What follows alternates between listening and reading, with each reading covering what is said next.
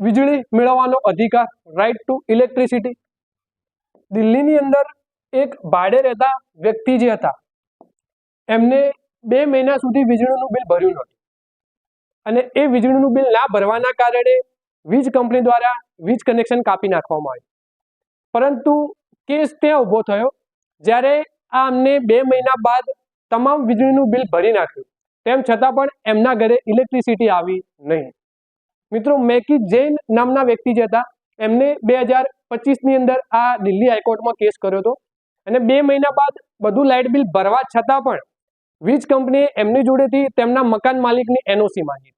અને મકાન માલિકે એનઓસી આપવાની ના પાડી અને આમને જે છે દિલ્હી હાઈકોર્ટમાં કેસ કર્યો અને દિલ્હી હાઈકોર્ટે એવો ચુકાદો આપ્યો કે કલમ નંબર 21 હેઠળ વીજળી એ મૂળભૂત અધિકારની અંદર સમાવેશ થાય છે. મતલબ કે આનો મતલબ જરાય એવો નથી કે તમે લાઇટ બિલ ના ભરો તો તમને વીજળી મળે, પરંતુ કોઈ પણ સિવિલ કેસના મામલાની અંદર કોઈ પણ મકાન માલિક પોતાના ભાડુઆતને વીજળી કે ઇલેક્ટ્રિસિટીથી વંચિત રાખી શકશે નહીં. એ સિવાય આપણે બીજી વાત કરીએ તો આર્ટિકલ 21ની અંદર બીજો કયો